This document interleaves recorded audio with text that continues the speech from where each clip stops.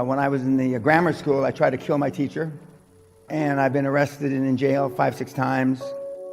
I did awful things, got in fights, beat up people, hurt people. I slept in my office. I didn't have an apartment. You come in looking like some of you, I wouldn't give you toilet paper. I didn't have any dreams. The only goal my father had for me was to keep me alive, not dead till I reached the age of reason. He didn't know if that was 20, 30, 40, or ever. And I didn't really establish goals other than staying alive because I got in a lot of trouble. When I was in the grammar school, I tried to kill my teacher, amongst other things. I got expelled, not from the school, but from the district. They wouldn't allow me to go to school in the district. And I've been arrested and in jail 5-6 times. But then I went into the military, and that straightened me out and made a man of me.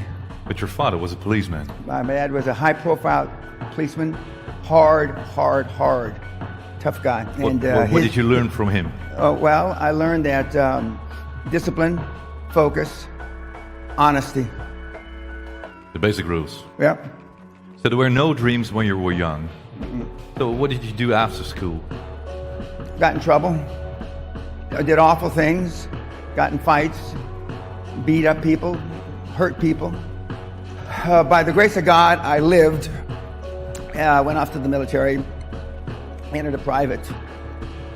Came out 4 years later, an officer. And I was getting a big award in the military. And there was a 2-star general that was pinning something on my chest. And he said, you know, if you were in the real world, Danny, that's what they used to call me, I was a lieutenant, you could probably get rich. And a light bulb went off over my head. I had never thought of that before. I didn't know how much $1 million was, except for about that same time frame. One of the other young officers inherited $1.4 million, and he was buying all the officers' drinks in the officers' club. And I said, well, why is John buying us all drinks? He says, he just inherited $1 million. And I said, write it down for me. I'm 22 years old. And they put it with the zeros. I go, I didn't know how many zeros $1 million had. And then the general said that if you went out in the real world, Dan, you could probably make a lot of money. I then, within a week, I took action. I reversed my paperwork. I just put in paperwork to be a permanent military forever. And I reversed it to get out. I got out 5-6 months later.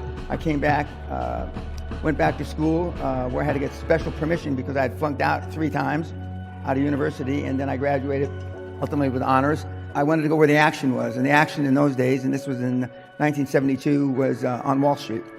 So I went to work for a Wall Street firm, and I was really good at it. 1, I was a good salesman. 2, I had learned to be articulate, and I had already self-confidence and self-esteem. And so those are a great combination for an investment banker in the early 70s. Bill Gates slept in the office. Steve Jobs slept in the office.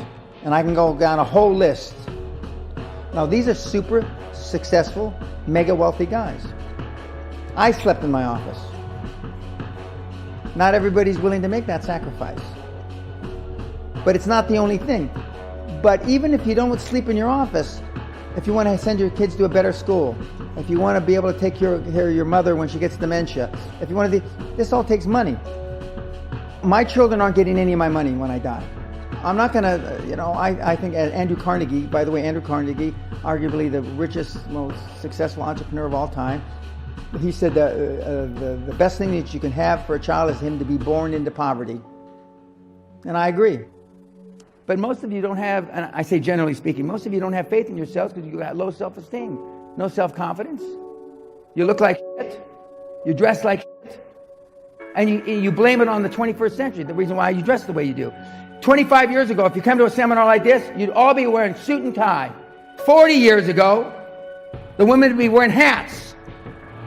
This is my uniform. I don't go to sleep like this, but I mean, this is my uniform. It has been for a long, long, long time. If you want to get money from banks, dress like the president of your country. You come in looking like some of you, I wouldn't give you fucking toilet paper. You only have one time to make a first impression, kids.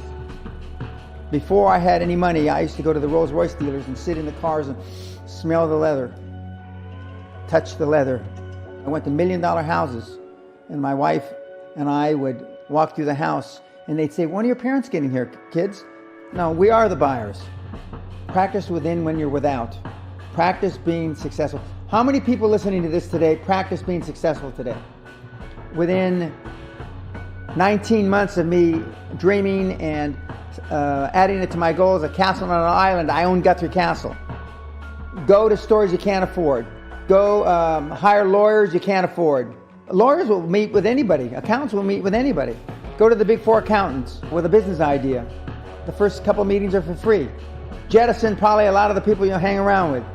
A lot of people don't believe they deserve to be there. I convince them, and we have these drills, why you belong there.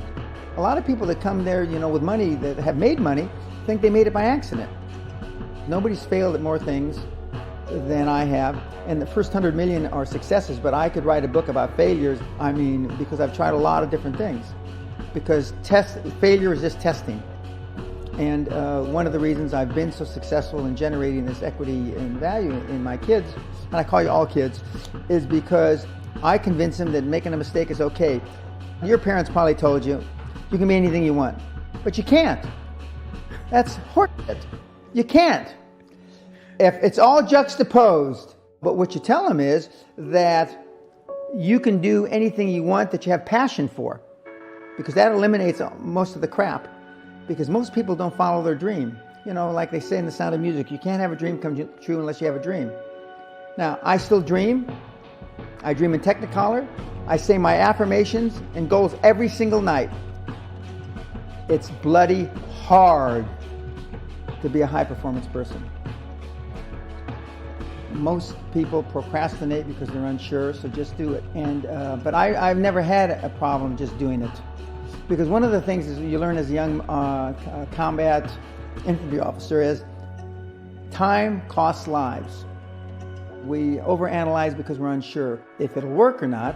We're more worried about, on the emotional side, it embarrassing us. What is necessary? What's the best advice? How to do it? The best advice is find something you love. Find something that can change 1 billion lives. Zuckerberg is a classic example. He changed more than 1 billion lives. Added value. Correct. Added value change, you make 1 billion lives better, potentially. You may not get to 1 billion people, but potentially you can make 1 billion lives better, and the odds have just gone geometrically up for you to become a billionaire. And if not a billionaire, a whole bunch of money. It's the same advice that I give and the best advice that I got. Just do it.